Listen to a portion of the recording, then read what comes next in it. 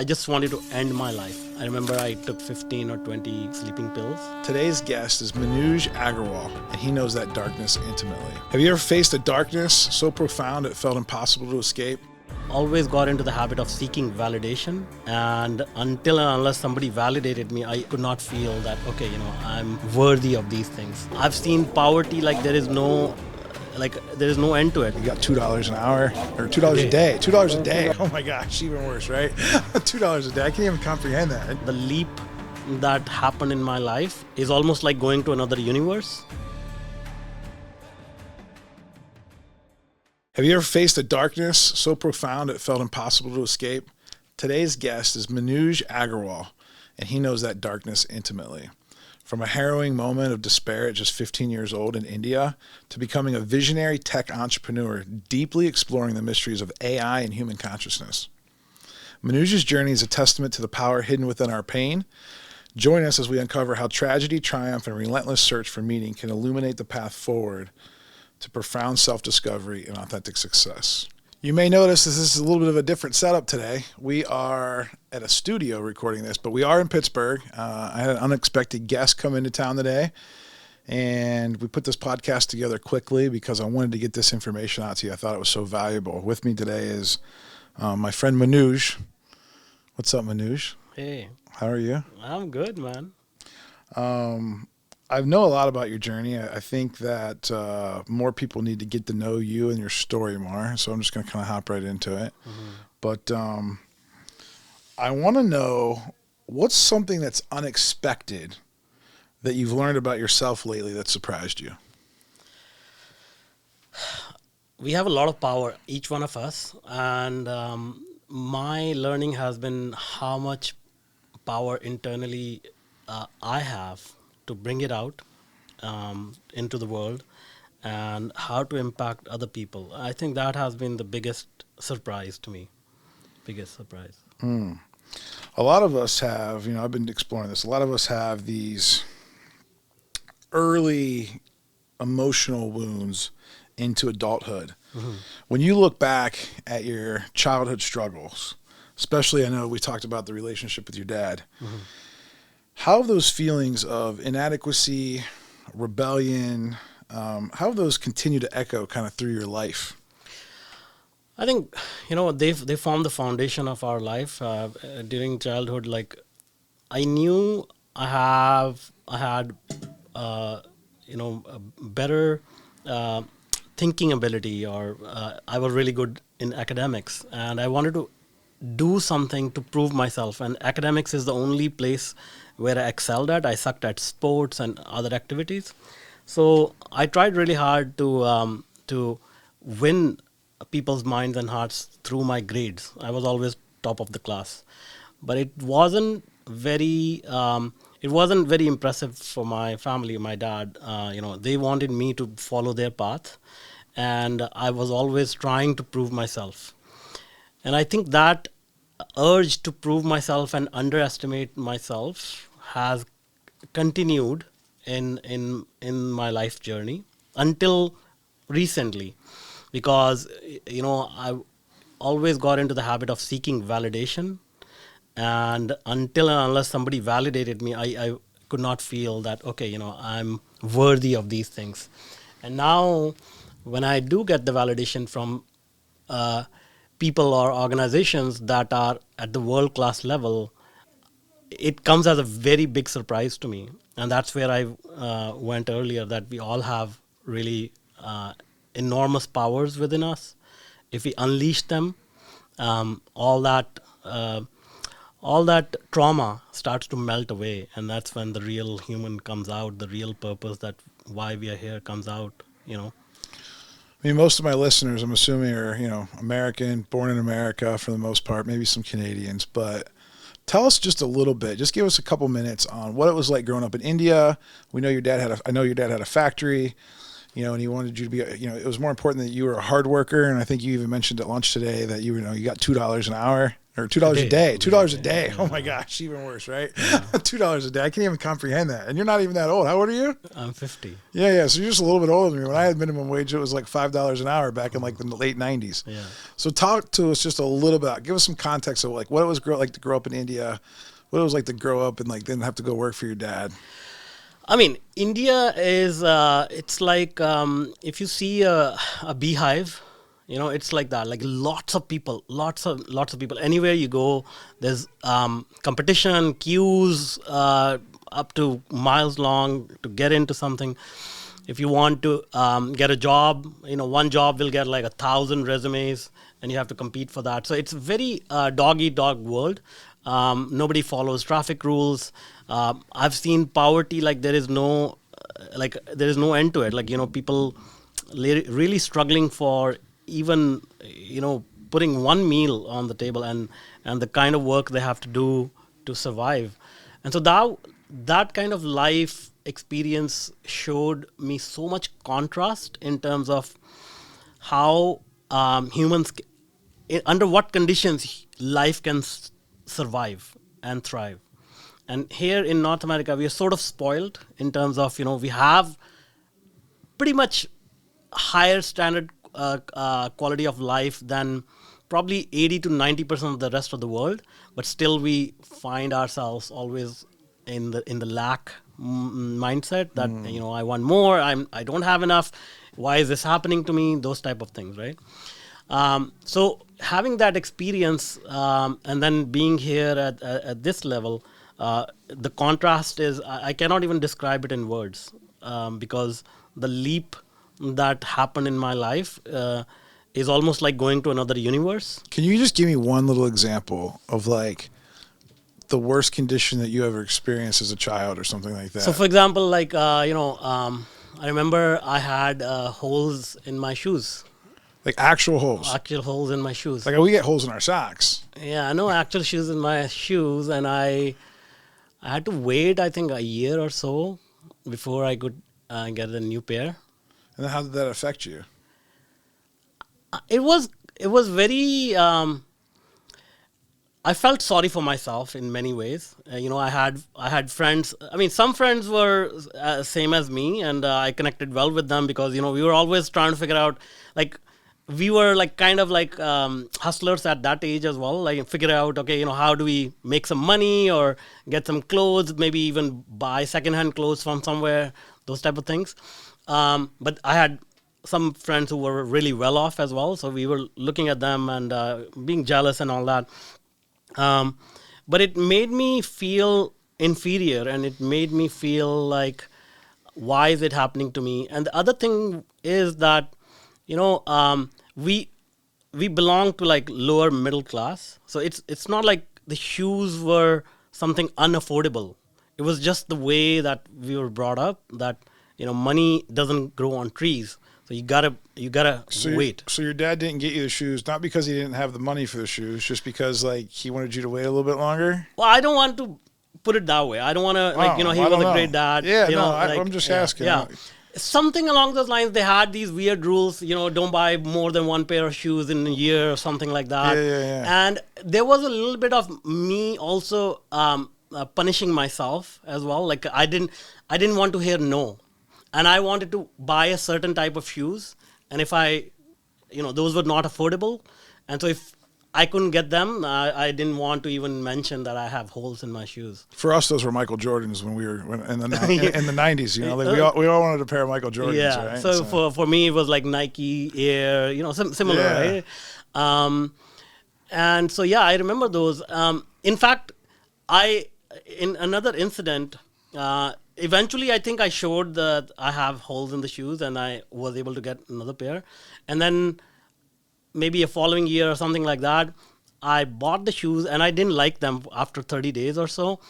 And I said, okay, how can I get out of this situation? So I actually tried to put holes in my shoes. And then the next time when I was like riding my bike, I would scratch them on the road so that they get like, worn a little bit worn faster out and all of that. So I remember all that.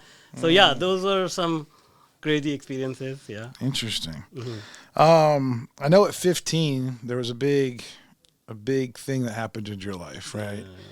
Yeah. Um, I would think it's called like a profound breaking point, in a Hmm. person's life, and I think something that like we don't talk about enough in society.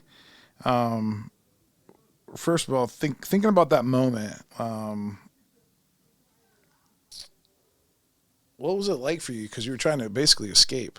Yeah. Maybe I'll let you talk a little bit more about what happened and what it was like for you. So what happened was, you know, I wanted to escape that life, and I had a lot of friends, and the part of the world that I belong to, it's called Punjab, and there's a lot of people from that part of the world who immigrated out to other parts of the world, like UK and USA. So when they used to come back, they used to tell the stories of how life is there, and everyone has a car. So I was like, how is this possible? This is like, what kind of life is that? I mean, this foreign land seems too good to be true. So I always had this aspiration, okay, I want to escape. And then one day, one of my friends, he got a full scholarship to MIT, and he flew off to the US. And I just wanted to see him off, and the airport was about like 8 hours on drive from my home, and I went to drop him off at the airport without getting a permission. And when I got back home, I got an ass whooping, and that was a breaking point. Like, okay, I can't have even a little bit of freedom, so I just wanted to end my life. Mm. And I remember I took, I think, maybe 15 or 20 sleeping pills, and I said, I'm just gonna lock my door to my room, and I'm just gonna, you know take off. I'm just gonna go. And I remember I was in my bed for about 2 days, and like the third day in the morning, I woke up. I was like, what, where am I? And sort of try to figure out. And for whatever reason, it didn't work, and I was obviously disappointed. Um, why I can't even like properly commit suicide, but it didn't register in that moment. I don't recall somebody like sort of trying to figure out where is he, what's happening, what's going on. And as I had that realization later, that pain got deeper than even the pain of like not actually dying or actually trying to commit suicide. Because no one was looking for you. Yeah. How? So I'm assuming you're at your parents' house, Yeah, yeah. and your mom or dad like didn't even think to like come in your room and like. I don't recall. Of course, Have you ever talked to your mom or dad about this since, or? no, my mom passed away, but I have never talked to my dad about. I mean, you know what? Like, in many ways, I say, but I don't talk directly about this incident. Because it's kind of like a shame thing, like. Shame thing, as well as I don't want to go to that past. Like, I want to like escape it almost. And the other thing is like, my dad is 80 now. I've had a very complicated relationship with him, so I don't want, I mean, it is what it is. Yeah. Like, I don't want to. I was just curious, like, Yeah. because 2 days in the same house, like, Yeah. without like checking on you, hey, you want some dinner? Like, I don't know, Yeah, and then just waking up yourself, and Yeah. and you for sure like it was 2 days. Yeah, That seems like a long time. yeah. What would you say to someone that's either had a situation like that where they've tried to commit suicide and obviously didn't do a good job at it, and they're still here, thank God that they're still here, or maybe someone that's listening right now that's maybe thought about it, right? What's something that you can tell them right now to maybe make them, because I don't know what that's like, and so I have no experience in that. No matter what happens in life, life is the most precious thing. Our time here on this planet has been given to us as a gift. That's the biggest gift. And it's not ours to give away. It was given to us by our parents, by Mother Earth, by universe, right? And we have a story to tell here, and that story, every story has ups and downs. So if you hit a rock bottom, it's not the end of life. You should not consider hurting yourself, because that rock bottom is going to now catapult you up, right? So no matter how desperate the situation becomes, just think about it this way. It's like life is like a rubber band. The more it stretches, the more it is going to give you that push in the forward direction, right? So if you just endure it, it's going to get much better. Embrace the pain. Yes, absolutely. And then it's a catalyst for growth and purpose. Yeah. So I know that we were talking at lunch, and we've talked about your story a couple of times because I'm fascinated with your story. First of all, because like where I grew up in the Midwest Ohio, like I never saw an Indian person. I think the doctor that we had, the pediatrician, he was Indian, and that was about it. Yeah. And so it's cool to kind of be friends with someone that's from a different country, right? Yeah. And then I know after that wasn't the end of your escaping though. Like I know that. You met a girl, different religion, and I was trying to understand the differences between Hindu and Sikh. We don't have time to go into that today, but I am fascinated about what the differences would be, and then how that compares to like Christianity. But we all get the idea of marrying someone or dating someone from a opposite, faith perspective, and then the parents and the family and the neighbors and society rejecting you, right? And I think anybody can even relate to that here. I mean, even with Christians and Catholics sometimes. I mean, it's which is crazy to me, right? Because it's very similar. People get up in arms, right? And so tell me what that part was like, being, choosing love, right? Versus like the societal norm, right? It's very brave, first and foremost. I don't know if part of that was you just being a rebel and being a little stubborn, right? But then, emotionally, what did you lose from, being almost outcasted? And then also from a different perspective, what did you gain? And then by choosing, because you started to follow your heart is what I heard in that story. You followed your heart rather than society. And so tell me about that whole experience and how that shapes you on the next part of your journey of coming over to Canada, because that's where you live now in Vancouver.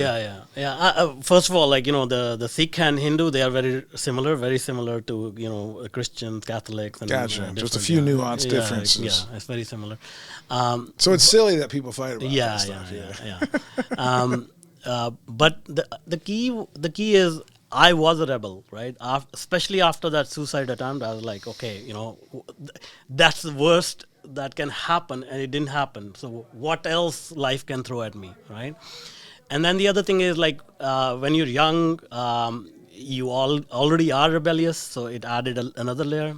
The third thing was, love is the strongest emotion, especially at that age. So, and when you don't have validation, you don't have support, when somebody gives it to you, that's the best feeling ever, right? So you don't want to let that go ever, no matter what, right? So I was so set that, okay, this is, no matter what happens, I'm going to follow through and I'm going to marry this girl, right? And she was the same. So it was like not a one-way street, two-way street. We gave each other power, right? And so the biggest learning, as you said, was follow your heart. I mean, our heart tells us exactly where life needs to be. What happens is, a lot of people are going to try and give you some logical reasons of why that's not the right path for you.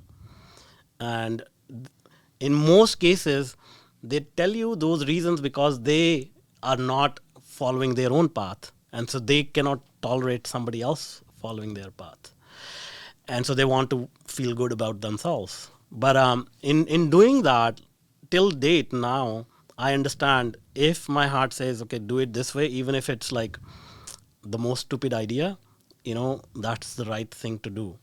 And I try to do that. It's solidified in me.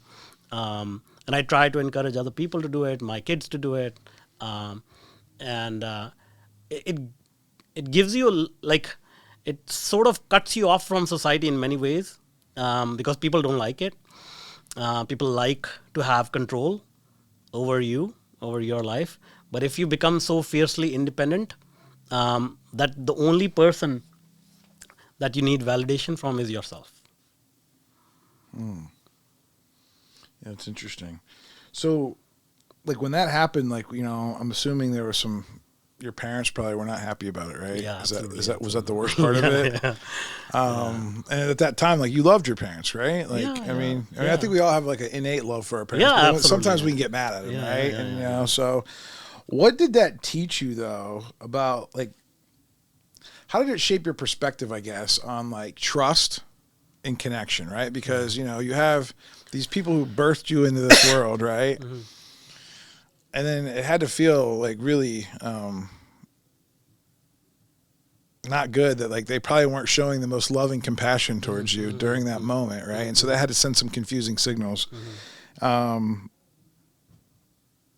how did that affect you later in life as you chose like did you ever have connection issues, trust issues, intimacy issues? Yeah, absolutely. Yeah. Absolutely. Yeah, yeah.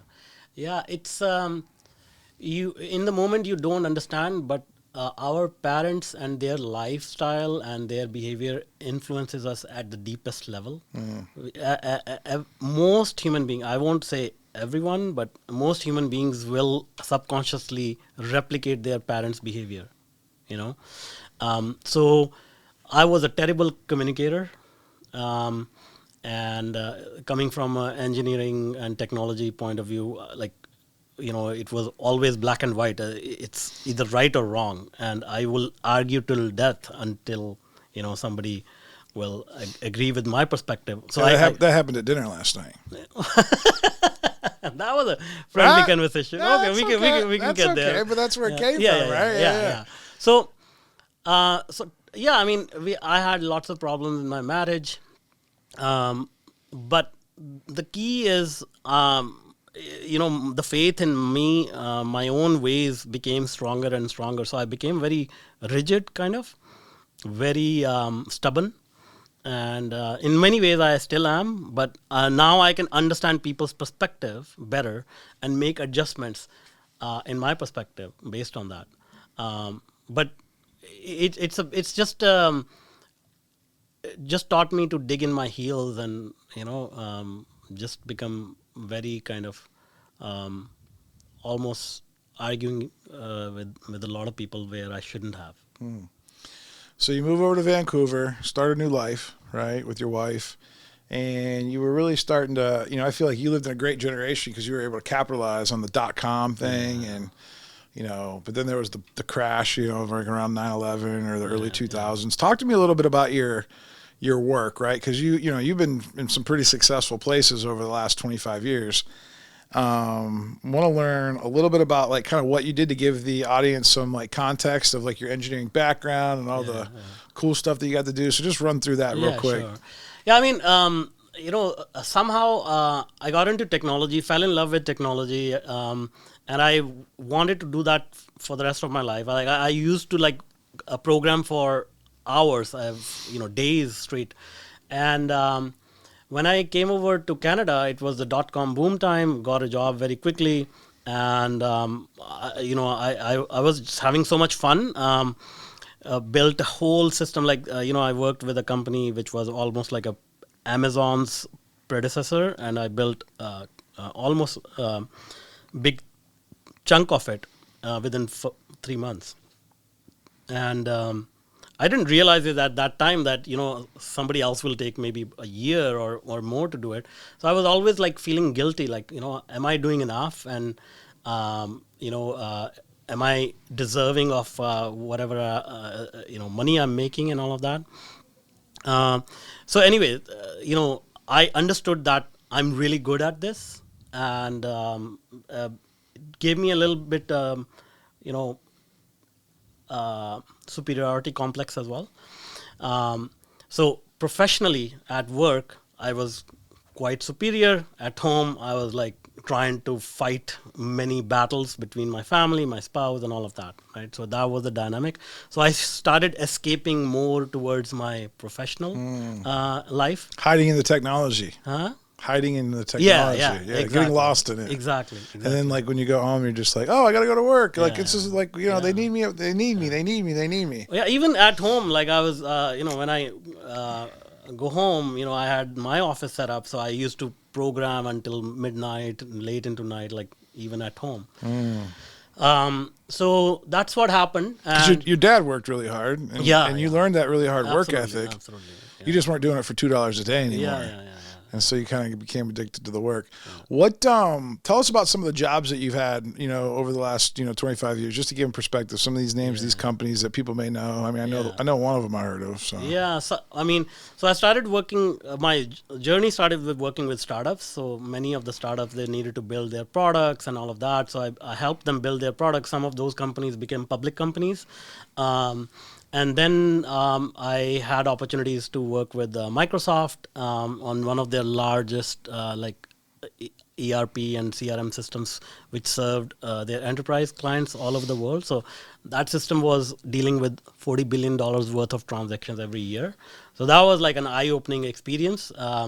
Then worked with Pearson Education. So they launched a startup within this larger. Pearson Education is a large Fortune 500 educational technology company.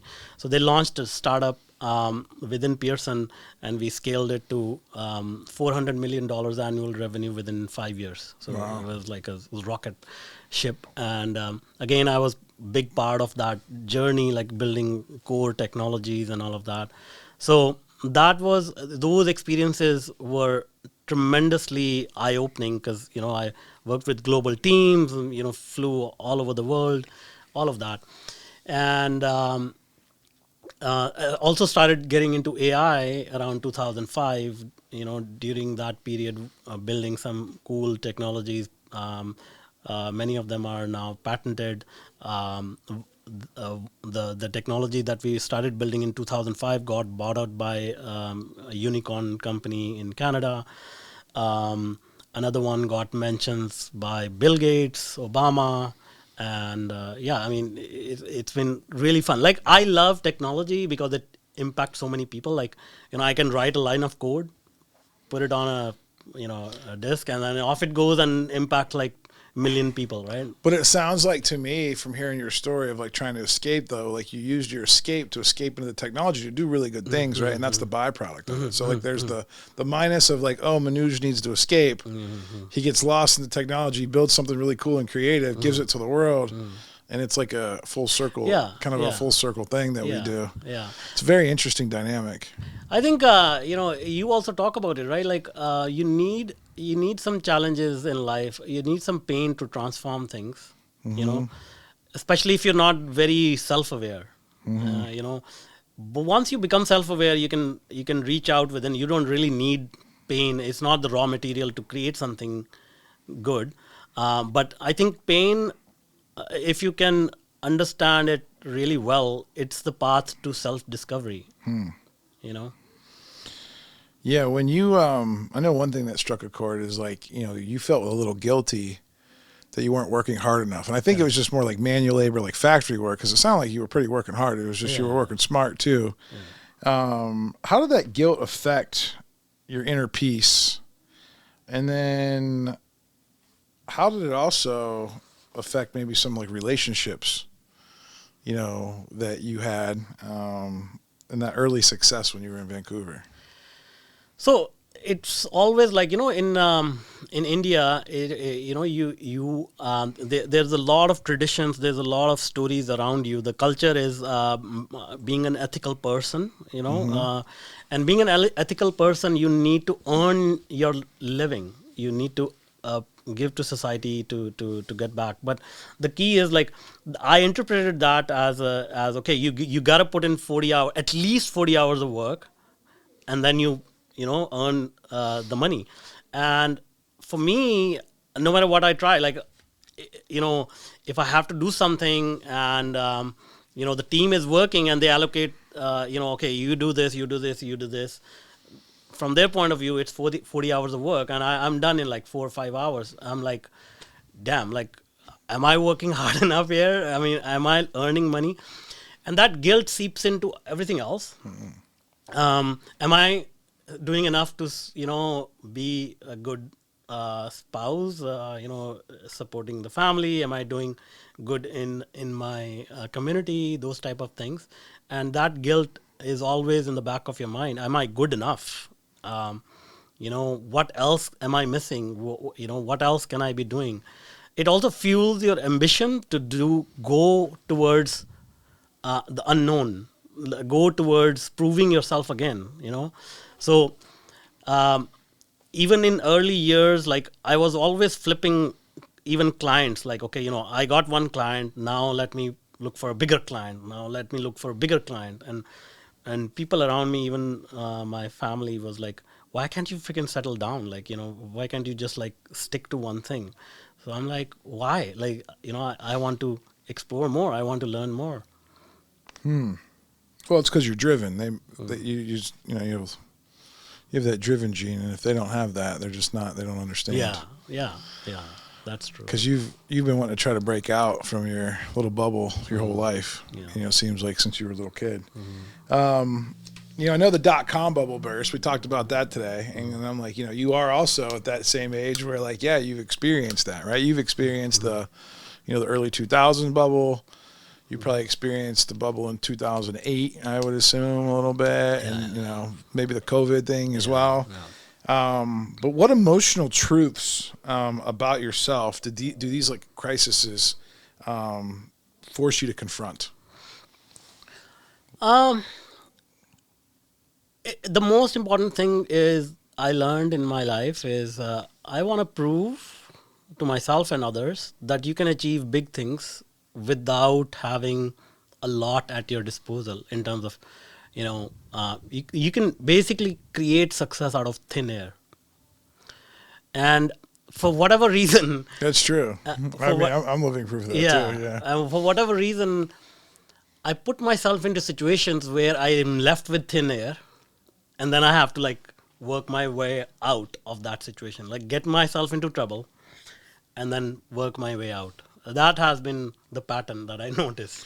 Well, how do you define success? Well, that's a very interesting question because I did not think about this until few years ago, like maybe 10 years ago, to define what success is. And especially when I became a dad, that's when the definition of success changed drastically for me. Before that, it was basically how much money you have. That's it. Like, it was money. And again, like technology was fun for me. So, having fun and traveling was another one. Like, can I go to places without worrying about, how much it costs, when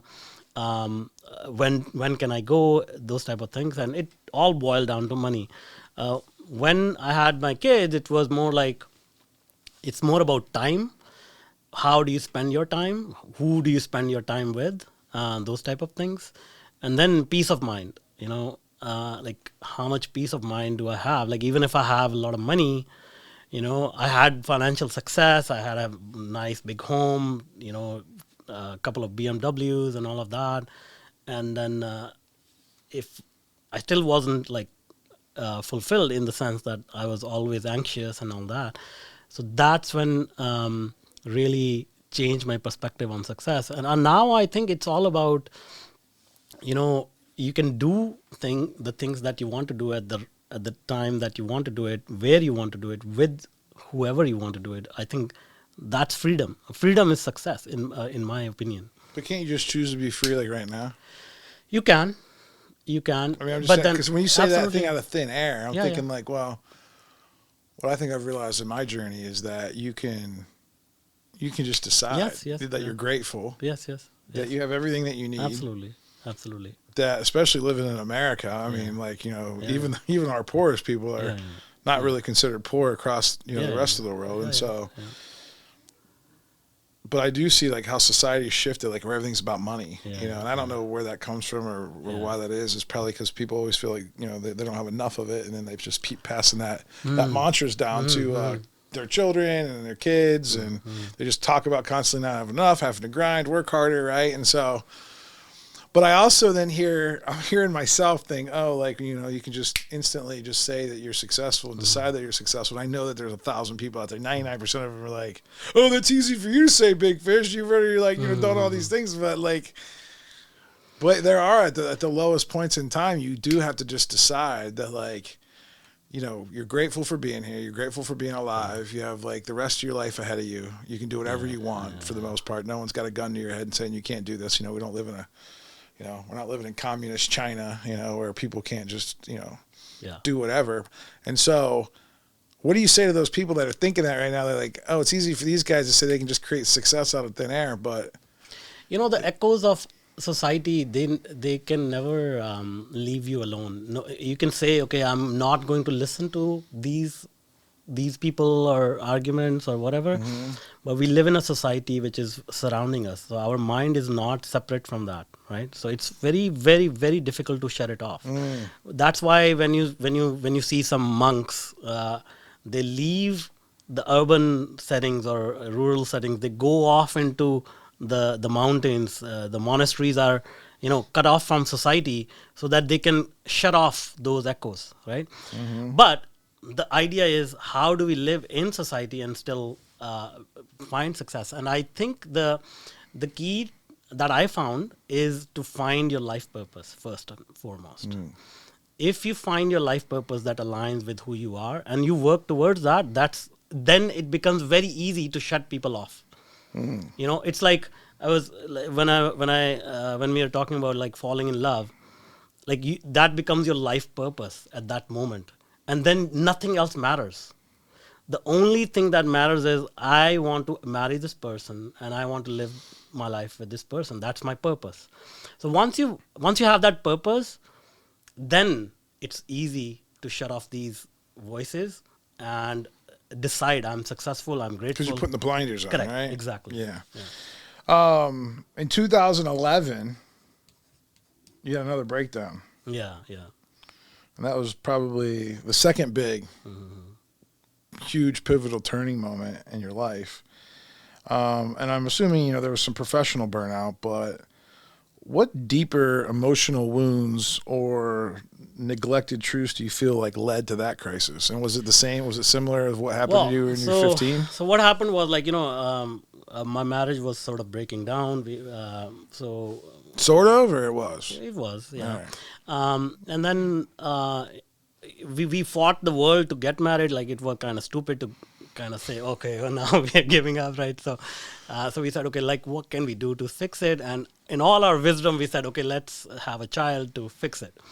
And we had difficulty conceiving and all of that. So we were struggling to have a child. Ultimately, we had one, 2010. And I was like, okay, this is it. This is what my purpose is, because I was so in love with my child, and the only problem was he won't connect with me. He didn't come to me, and he always wanted his mom. So that sort of broke me down, and I was that's just what kids do. I get that. Now you know I get that. Right? Yeah, I get that. I get that. But that broke you. Yeah. Well, tell me what that felt like. It's something that, it's like you can fight the adults in your life. You can argue with them. You can say, hey, you don't understand me, what I'm doing. If somebody, like my parents say, what are you doing with your life? It's like, okay, you don't get it. If my spouse says, okay, what's going on with you? You don't get it. I can argue with a child. You cannot argue. So it forces you to look at yourself. And that's what happened to me. I was like, there's something wrong with me. What the hell is going on? Yeah, so kind of like the same thing with your dad. It's almost like you felt like it again, my own kid doesn't even like me, right? And so these are stories that you were obviously telling yourself inside your head, right? What led to, what happened in 2011? What did you try to do? Same thing? No, this time around I didn't do anything, but I knew that I was thinking about it, and then I called suicide helpline and actually started talking to them. They said, hey, go talk to a psychologist, psychiatrist, and I did all of that. It didn't really improve the situation. So I obviously, being a dad, I knew I had bigger responsibility. So even if I feel shitty, I cannot act upon this thought, but I was like, I'm in a dilemma now. Like I cannot continue like this, but I have to live life, and how do I get out of this? So that was the problem at that time. Well, I know we talked, and that's kind of what led you into meditation, Yes. right? Like, Yeah. how did you first get introduced to meditation? So as I said, like, for longest time, I talked to psychologists, psychiatrists, and then, as you sit down with them, you say, okay, describe your life, what happened, blah, blah, blah. So I tried to work with them. They gave me some insights, but I still couldn't shake off the feeling that something is wrong. Like I don't want to live this life, and it's too burdensome. So nothing was working. So then, I was willing to try anything. So meditation, sort of, I fell into it. Here's And- what's interesting to me, and maybe this is just a stereotype of this, this American kid, but I always thought everyone in India meditated. Exactly. I just thought it was like, it's everyone in America likes to eat McDonald's. I felt like everyone in India meditates, right? That's not true. No, well, okay. So as I said, the culture around you is all about yoga and meditation, and you're taught that. So you were around it. You knew what it was. Yeah. Like, So, but the thing is, like, organized religion always gives a different color to these practices. So organized religion was, okay, fold your hands, pray to the god, give some money to the priest, and that's meditation. And I actually got disillusioned by that. Like I stopped going to the temple. I didn't believe in God or anything like that. And that was earlier on. So your churches in India are the same as our churches Yeah, here. exactly. Yeah. Everybody gets a little bit, But this meditation is different. Like this is actually going within. Like this is actually just quietening your mind and like really observing what's happening in your mind. So, what did you discover about yourself through, meditation, psychedelics, experiences that really, conventional methods can never reveal to you? Like, what have you learned over the last, I don't know, 10 years, 15 years? Yeah, I mean, the biggest thing is, we create our own reality. This life that whatever good, bad, ugly we experience, it's our 100% our responsibility. We create it. We have the control. And the thing is that humans think 60,000 thoughts a day on average, and 90 to 95% of those thoughts are negative and self-deprecating and all of that. So when you have that much negativity going around in your head, the outcomes and the actions that you take are always also negative. And that's the whole thing. Like the vibrations and the energies that we are putting out there are what we experience in the world. So that's what I realized. You mentioned earlier that your mom's passed away, and I know that was a huge aha for you, a big wake-up call. I think you described it at lunch as your God moment, like it was like, where God hit you upside the head with a 2x4, and really altered your perception of how life is so finite and short, right? I think it's motivated you since that you have a lot to do still, right? To accomplish. What kind of shifted emotionally for you regarding like love, loss, and the whole finite nature of time? Yeah, the biggest thing was the value of relationships, because prior to that moment, it was all about like myself. And how, even though I had been meditating for a while, like that didn't register that life was still about myself, how I can make myself happy and all of that. Once my mom passed away, because as I said, like I didn't have a great relationship with her, and I always thought, okay, like let me build myself up, and then there will be time I'll go back, and like I'll sort of I'll smoothen out the relationship. But that didn't happen, and she passed away very suddenly. So I realized that relationships are the true wealth, of life, and we need to do something to preserve those relationships for whatever time we are allocated here on earth. So we count our bank balance and we say, okay, we have X number of dollars. But I feel like the true wealth should be, okay, this is how many relationships I have and nurtured in my life. And the funny thing is, if you start doing that, the success, monetary success, also starts to follow that. Like it's actually directly proportional to that, So right? the input to the relationship, the output would Yeah. be, your net worth, Somebody says that your net work is equal to your net worth, Yeah, yeah, yeah, yeah. which is very interesting. Yeah. In your stillness practice now and some of your quieter moments, as you think back to maybe, if your mom was still alive, do you wish that you would have expressed or maybe healed anything while she was still here with her? Yeah, What yeah, would yeah, that yeah. be?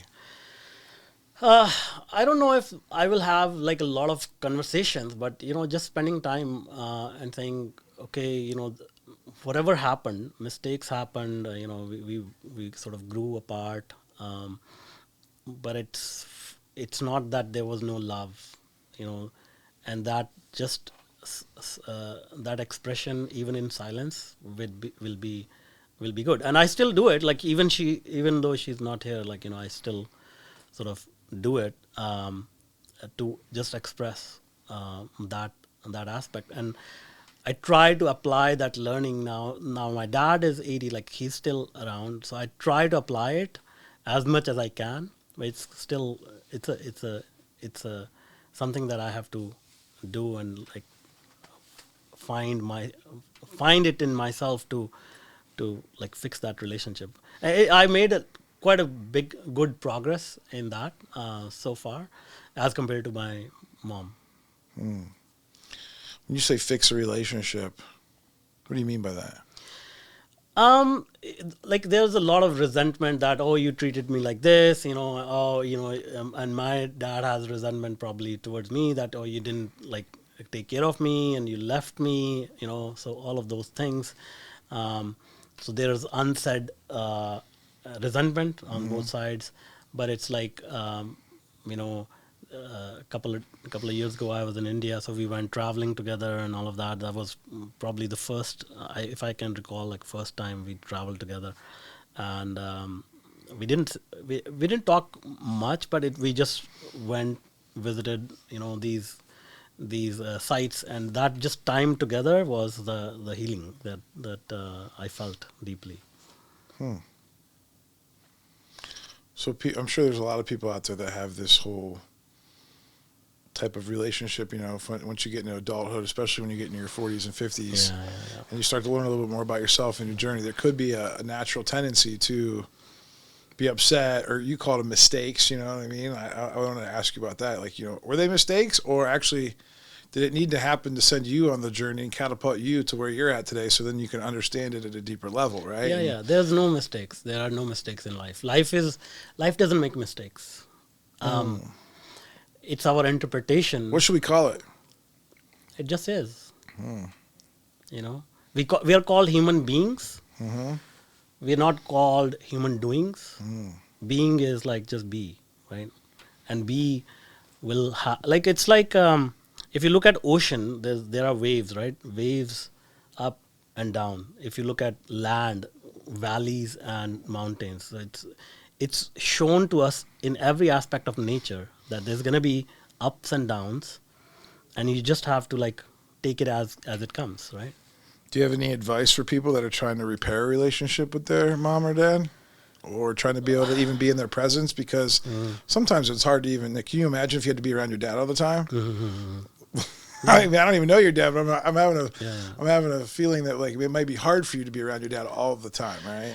Just sending, just, yeah, I mean, spending time, the best thing is spending time together, even if it, like, you don't say anything or whatever. But mm, if that's not possible, just like, reaching out on occasions and more consistently reaching out. It's like when you reach out to somebody, you're sending some signal that, hey, I'm thinking about you. Mm-hmm. And that's enough, to tell the other person that you have a place in my life, and you mean something to me. Has your dad ever told you he loves you? I don't want to talk about it, but uh, I would rather not, because I don't want to Okay. yeah. All right. Um, do you tell your kids that you love them? Absolutely, yeah. Yeah. It's interesting, right? Mm-hmm. Probably a lot, right? Mm-hmm. Yeah.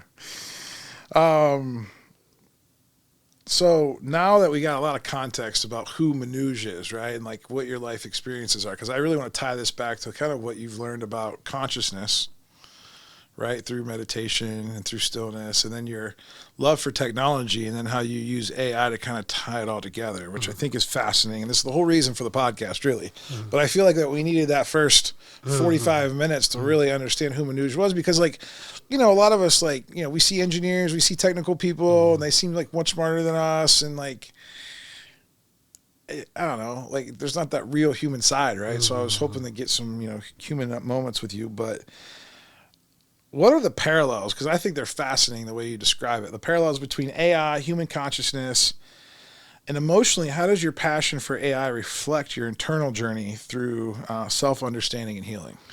Yeah, so as I said, like, you know, once I started meditating, I understood the patterns that happen in our mind and how we interpret them and how we like take actions in the world. So think about, you know, this world around us is sending some data.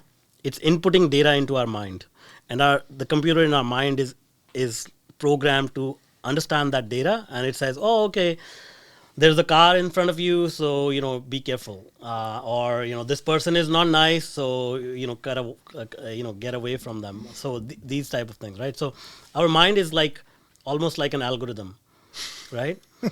And AI is doing the same thing. It collects data from the environment and understands the pattern and then gives you the output. Now, when you start to when these things have existed since the 1960s. AI has existed since 1960s. When social media started to come up, Facebook, for example, and other forms of self expression on the internet, like blogging came, and all of those things came. That data is now artificial data that other humans have, I mean, not artificial, but humans have produced and distributed it through the internet. And now, if it is shared unfiltered, then our mind will react to it in a similar way as the real world, data that impacts us. But what happened was social media and other algorithms started to interfere with that data. So it started to catch the data produced by human beings and then manipulate it in such a way that it impacts us in some other ways. It creates sensationalism. It creates some reactions because it's these algorithms are optimized to get clicks. Well, once you understand this, because I work in AI and I dove deeper into human mind. So once you understand, oh, okay, you know, this is exactly the same thing. It's like uh, two sides of the same coin. And then you can say, oh, AI is impacting the human mind and human mind is impacting AI. So it's like a seesaw effect between the two, right? And now once you understand it once I understand algorithm, like from the technical perspective, then I can say, okay, so that means the algorithm can be designed to impact the mind in a negative way, but the same algorithm can be designed to impact the mind in a positive way. It's just that, you know, people are not doing it that way, perhaps because everything is designed by engineers. They have a goal to accomplish. They don't really understand how it impacts the mind in a negative way, but the goal is to make money. So that's how they're using it. But if I can design an algorithm which is not motivated by money, but more focused on like helping people understand how much power they have within us, that will be quite a revolution. Who's going to pay for that? The good thing is that you once you understand the economics, people pay way more when they feel good. It's just that people, you know, it's just So that you're trying to create the new drug, basically, the new dopamine hit, um, but in a good way, right? yeah, Like it's. yeah. Now, do you think a lot of this is based on your own journey and trying to figure out how to like help yourself? Uh, I so here is the thing, right? Like I discovered that around 45 years of age, that late in my life, I had a higher than average IQ, And Took you that long to find out? yeah, yeah. Interesting. Because I mean, I knew I was like smart, but I came in touch with some bona fide geniuses, and they had like certification. Like, okay, I'm a genius. They said, oh man, like you are very intelligent. I'm like, really? Like that's something coming from you. But anyway, so that's what I discovered about myself. I was like, shit. Like I've been trying to validate myself, get validation from other people all my life. And here I was. If I had known this earlier, I could have done even something more impactful. What else would you have done more impactful just because you knew that you were smart? Because I think did you just need a certificate that says you're certified maybe smart? I had more. I will have more confidence to go for bigger goals. I would have been. I would have had more self-worth. So what happens if you weren't that smart? Like, what happens if your IQ was 90 and what are those people supposed to do? Well, okay, so I'm just asking. again, let me explain this, right? So the idea is that it's not about IQ, it's about who we think we are internally, right? IQ has nothing to do with success, by the way. Yeah. But what my point is, when I found out about this, I started thinking there are so many people with hidden qualities, millions and probably billions of people with hidden qualities that they're not even aware of. And they're going about their day struggling in life and saying, okay, this is what I'm meant to do, whereas their gifts are getting like just lost. Yeah, because they've been conditioned by their environment, their parents, their teachers, their friends. Yeah.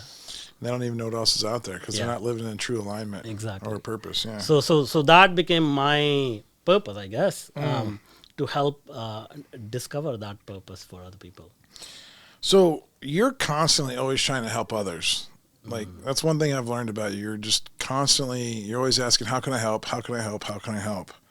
And I'm a little bit like that too. I'm always trying to help people, but I always wonder, if that drive to help others, if I see that as is that like a form of redemption, for myself or for you, or is it part of my healing process, right? To like help others. And so what I want to know is, what are the pitfalls from constantly being driven to always help others? Like, what does that do? What does that do to our internal? Like, is there any internal voids that helping others actually happens to us? Well, you see, like we are all bundles of energy, right? Like, so energy goes in vibrations as well as a circular motion, meaning it, like whatever we have, it needs to go out and then receive back and go out and receive back. When you become too giving, it's kind of like it's only going out. That's a pitfall. It's only going out. So you somehow sometimes forget to receive, and so you need to learn. And I'm still in the process of learning all of these things. I'm not really good at receiving. Yeah. So why is that? It's not like why is that, again, it's like think of it as we think of ourselves as this radio dial, those old radios, like you have to catch a certain frequency and you sort of I remember that. I mean, I'm not that much younger than you. I'll be 44 this year. So we are always like dialing up and down ourselves. It's just that if you have the self-awareness, you can tune it quickly and easily, but if you have less self-awareness, it may take lifetime, or I mean, frankly, most people just leave this planet not even realizing any of this, right? Well, do you think it's also just because like masculine, like is like the protector, the provider? We're the ones that got to go hunting and go get the food and bring it back to the village. Like, yeah. Do you think that's another reason why we have a hard time receiving? Some of it, all of it is like, again, think of consciousness as a continuous stream of energy that is coming from multiple generations. So our previous generations are connected to us in invisible ways. So whatever they used to do, in many, many ways, we are replicating those actions. And in some ways, I mean, it's very much deeply. Can we break that cycle? Absolutely. Okay. Yeah. All right. I just wanted to check on that. Yeah. One of your BHAGs, big, hairy, audacious goals, is to help 20 people win Nobel Prizes. Yeah. So what the heck inspired that? You're the only person I've ever met that has a BHAG, something like that. Like when you said that to me, and you said, Benny, one day I'm going to help you win a Nobel Prize. And I go, what? I'm like who's got that kind of goal? Like, so where did that come from? And then like, what would it represent to you? Yeah, Both, just personally, what would that mean to you personally? Like, if you got to the end of your life when you're 110 years old and said like, oh, I have helped 20 Nobel Prize winners. So what happened was, this was February 2020, right before COVID, and I attended like a self development conference, and towards the end of that conference, they had a picture of these 27 physicists. It's a famous picture of Soloway conference in I think 1927 or something like that. Einstein is in there, and a bunch of other people are in there. And out of those 27 or so people, 17 won the Nobel Prize. So that was the finale of the conference. They're like, hey, look at this picture, be inspired by this, these people change the world, go out there and change the world. And then I started meditating deeply, and this is something I haven't shared ever before, but I'll share it. So when I came back from that conference, I had something called a Kundalini experience.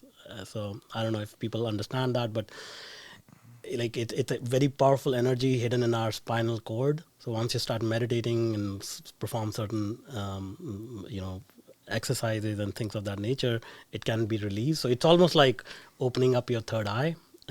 It's if I can put it this way, and I hope I don't get a lot of like weird comments about this. It's almost like having an enlightenment moment.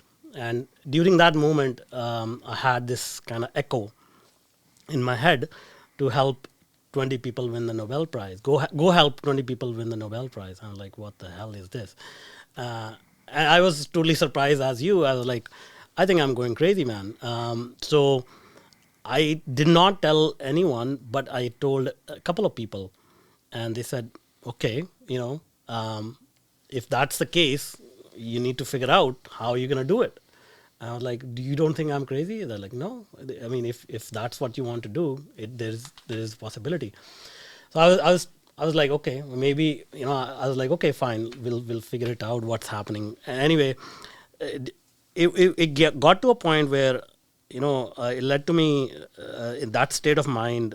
That's when my divorce process started. So a lot had to do with that as well. Like, I was talking things that people didn't get, and I thought I was going crazy. And then COVID hit, and then 6 months into COVID, I was invited to speak at a UN related event. It was a virtual event, and I was put on the lineup next to a Nobel Prize winner. And then, like, you can just imagine, like, me, first generation immigrant, software engineer, anonymous, like I didn't know anything about marketing, branding, I was just trying to just like survive, and COVID was going on. And when I was put next to a Nobel Prize winner, I was like, oh my goodness, like, how is this happening? No coincidences. No coincidence. And how is this happening, right? So that's when it started to solidify. And still I was like quite shy about it, quite not open about it. But then a series of events started happening that started opening up this possibility. And then, then I started working with a coach, a couple of other, few mentors. And they said, yeah, I mean, whatever you want to do, it's possible. And I said, okay, like if I say this to people, do you think they'll think I'm crazy? And they said, like, whoever is going to think you're crazy, they're going to think you're crazy. But if you don't talk about it, then, people who actually believe in this may not know how to collaborate with you. So if there's somebody that's maybe just their big BHAG is to win a Nobel Prize, they should contact you. Do at least have a cup of coffee or a Zoom call just to see like where the connection could be. Yeah, I don't think it's actual. It should not be an actual goal to win a Nobel. There is no such thing as, okay, I'm going to win a Nobel. But Nobel Prize is the highest form of honor given to any human being. Meaning they have done so much with their life that, a handful of people get to that stage. So the aspiration should be to do something that meaningful, that you are worthy of that. Yeah, that's interesting. After you told me that, I actually started doing research on the Nobel Prizes. It was very fascinating stuff. You said something earlier about the radio frequency. I want to tune into that. No pun intended. What emotional frequencies have you struggled to tune into in your own life? Well, the biggest one is like getting rid of all the fear. I mean, we were talking about fear earlier, right? Like we all have fear and all of that. So typically, I'm kind of fearless and almost rebellious. Like if something doesn't work, then I want to like prove that I can make it work.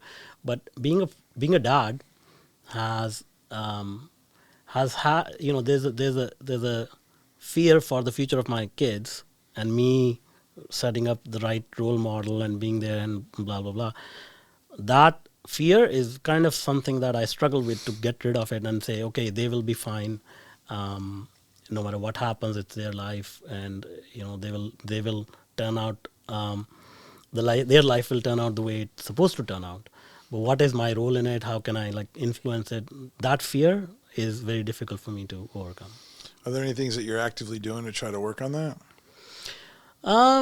Again, gratitude is number one, and just understanding how life works. Like,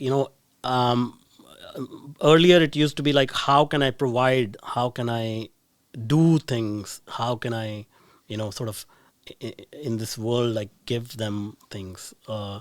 Now I understand, everybody has their own life journey. Like no matter what I try, their life journey is their life journey.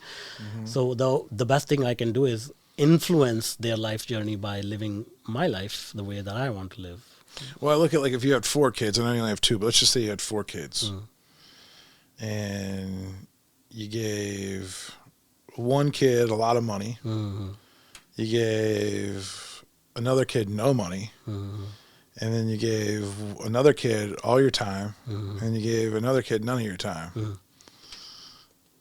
I wonder how they would all turn out, and if there'd be any rhyme or reason to any of it anyway, because then they could all turn out either the same and that could hurt them, or all of them could use that as adversity and turn it around, like kind of what you did with your mom and dad, and then like, see what I'm saying? So like, why do we put so much stress on it, like that we think that we can actually like know what's going to happen? Because you have 2 kids, you could give them everything that they want, and one of them could be lost, and one of them could go on to win a Nobel Prize. Sure, Right? absolutely. And so like at the end of the day, like why do we put so much stress on ourselves? Love, especially parental love. Love in general is the strongest emotion in the world. But I think, I agree. But then the fear is what stops us. It paralyzes us, right? Absolutely. And then we worry about our kids. I mean, my mom is still worrying about me. Your dad's probably deep down still worrying about you. And so at the end of the day, that fear is still driving. It's almost like you say the love is powerful. It is in a positive way, but it's almost like the fear is almost outweighs that sometimes. I mean to say love is both positive as well as negative, because it will make you fear things that are not rational. Because because I know that life is going to turn out the way it is going to turn out. We absolutely have no control over life. We tend to think like we have this illusion of control. We have no control, right? What if you, like self-love is a big thing to you. You're starting to learn a little bit more about self-love, and you've been talking to me a little bit more about it. But what if that was really just the secret, to just be able to teach our kids, regardless how much money they have, how much time, how much resources, whatever we think that success is, what if the only thing that we taught them was the practice of how to love themselves? Yeah, exactly. Like, what if that was it, and then we just let God or their path just kind of like figure that out? Yeah, and that's the journey that's the journey within. Well, we're back now after a little. See, that's what I mean. That was the universe trying to stop us from talking about self-love. Yeah. Isn't that powerful? Yeah, absolutely. We have to fight that. Yeah. But let's get back into it. So tell me about this thing of like self-love. I mean, what's been your greatest personal barrier, first of all, to like generally feeling self-love for yourself, you think? I think this is a very important point, very, very important point. I think the whole point of life on this planet, like a lot of, you read a lot of books and all of that. And since the beginning of time, people ask this question, what is the purpose of life? And I think this is it. We just come here to figure out how to love ourselves. That's it. And it's not easy. And it's a practice that you have to continue to do. And I don't think you ever perhaps get there unless you're like the Buddha or the Jesus, you know. And that's like the perfect alignment you find. You fine tuned into that self love so powerfully that like nothing else matters. But all of us, we are trying to like get closer and closer and closer to it. Hmm. That's interesting.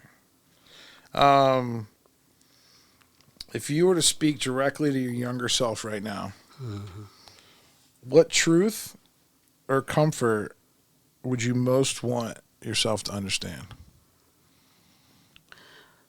Let's go back to that 15-year-old Manuj. Yeah, I think we need to understand one thing: that we are not individuals. We think we are individual lives living our own lives, but we are an antenna ourselves, an antenna catching a certain signal from a continuous stream of consciousness, and the planet supports us.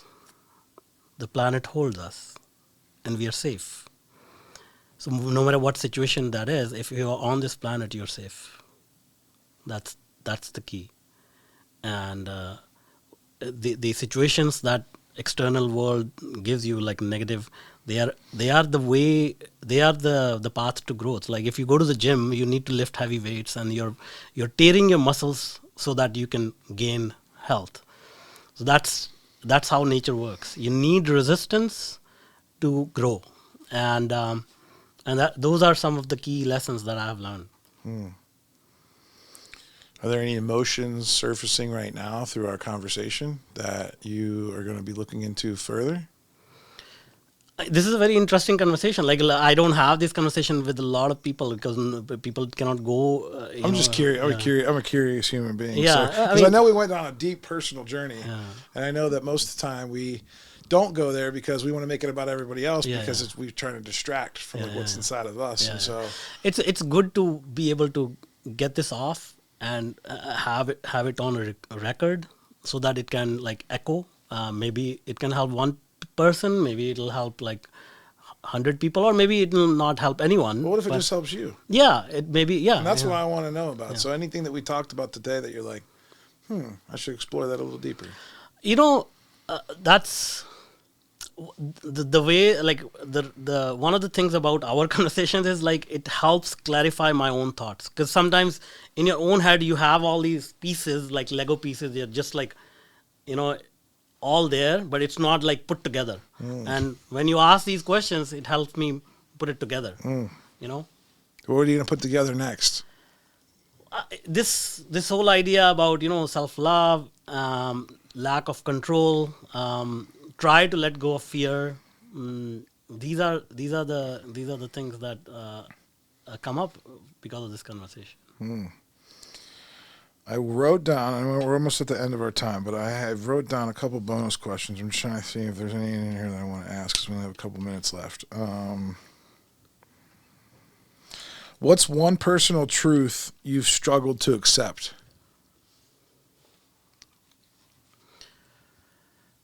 That I'm here to change the world. Why is that hard for you to accept? It's too big. Yeah? Big of a vision. Yeah, it's too big of a vision. Why do you think it's you? No. It's not like we all change the world. No, I know. I was just we all curious. change the world Yeah. in our own way, right? But some like when you grow up, it's like, I'm just here to make a living and make sure that I'm safe, my family's safe. But now it's like the vision is, hey, I want to impact like millions or billions of people, and so many other people can do the same thing in their own way and do that every day, right? So it's not like one person changes the world. We all change the world. It's just that how many people we impact in our lives. If happiness could speak, what would it say to you right now? Happiness can speak. It's like it's your choice to experience me or not experience me. I'm always there. Well, that's good. What's one thing that we didn't talk about today that you wish we would have? Um, perhaps, perhaps how I see the path to this goal, or why, how is it related to AI, how is it related to mindfulness and those type of things. Um, in fact, I just want to put it out there. This one is like the methodology that I came up with, which started as a crazy thought, has now been validated by Mensa Foundation, which is responsible for all IQ research. So it's actual science now, which I'm quite proud of, and it gives me that like courage and validation to speak about it publicly as well. You need the validation to make sure you're not crazy. Yeah. But what if they're all crazy? So, like, you know what I'm saying? Well, See what I'm saying? hey, so what if you had 12 crazies in a room, give you a certification that says you're not crazy? Yeah, well, Is that crazy or not crazy? That's how you talked about happiness and self-worth. We, at the end of the day, if you look at it, my statement earlier that we are not separate from each other, we are just a continuous stream of consciousness. That validation somehow is needed from somewhere, in my opinion, or maybe But like this is where again we're actually recording this on Good Friday, and so I'd be remiss if I didn't mention this. What if the only validation you needed was from Jesus and from God? Sure. And at the end of the day, that's the only time that we're ever going to get the validation that actually heals, like completely, is to me through the symbolic, through Christ, right? And through like what that represents, right? Yeah. And today's Good Friday, so this is the day he died on the cross. And we needed to have that happen, right? For there to be a resurrection for eternity, right? And so to me, a lot of us are all chasing that. The whole world is chasing this, like this lack of separation, this void, right? But I believe it's all right there in the Bible. It's very interesting. I mean, we all have Jesus energy in us. We all have Buddha energy in us. And when I said, we are fine tuning towards that self-love, that's what we are trying to reach within, right? Like, but what if it was just through a relationship with Jesus? And that was again, everybody has their own vehicle, right? Well, I'm just letting you know, like, what if that was the way? You see, this is where our belief systems come in. Like I have an affinity towards understanding of Jesus, but I have no relationship with Jesus because. Well, I know, but what if that was truly the answer? Like, what if you just look at the shortcut? So I talk to a lot of people that are trying to figure it out, right? And like try to like use technology, consciousness, therapy, all the stuff, retreats, all this stuff. And what if I just told you, the shortcut is through a relationship with Jesus? So I have now a relationship with another form of Jesus, which is Krishna. Krishna is the Hindu god, right? So these are all similar. They're the same energy. But you're not there. You're still searching. You still feel like you're separate, though. So in Krishna's teachings, and which is the same as Jesus' teaching. Well, I have to verify that. I don't know if that's true or not, but love thyself, love thy neighbor, and do good in the world. Yeah. Uplift others. Right. We are here to leave this planet better than when we found, and that needs action. We can't just sit in meditation and say, oh, now the world is better. My friend Rob Dubay, who co-authored the book Shine with Gino Wickman, he calls it proper effort. He said we got to give proper effort because we don't want to go too hard and we don't want to go soft enough. So it's like proper effort. I think it's something for you to consider. At least explore what it would look like. Only because I believe that for me in my life, that is so crystal clear. It's like the peace that passes all understanding, and it's hard, and then a lot of people got religious trauma, or they grew up with different religions, and it's not religion. I told you earlier today, because you're like, well, you're a religious guy. And I know what you mean by that, because that's just a good way to communicate it, but I really just feel like it's a relationship, right? And, it's definitely not a perfect relationship, I can tell you, just with your kids or your wife or anything like that. And it's one that I'm constantly working on, but it's the one that brings me the most peace. And, when you have that connection through Christ and what that represents, there's a surety. There's such a surety that I don't have to search through technology and consciousness and do all of this stuff. It's now some of that helps me get to know myself better. I will say, but yeah, it's just something to think about. So yesterday night when we met, we went to a church, right? And I noticed nobody actually went up to the statue. Yeah. You guys were all standing behind, right? Well, I went up, and so like I can experience Krishna and Jesus and Buddha like in a similar way. So for me, it's like the same energies, different names. So I have a relationship with Jesus in that sense. Like I have a relationship with multiple names, but I can feel the same energy. Make sense? No, but Okay. no, but I mean, I'm definitely, one thing about me is I'm definitely curious, and so that's why I appreciate you being here. Appreciate the conversations. Some people are going to be thinking like, all right, well, Manuj is fascinating.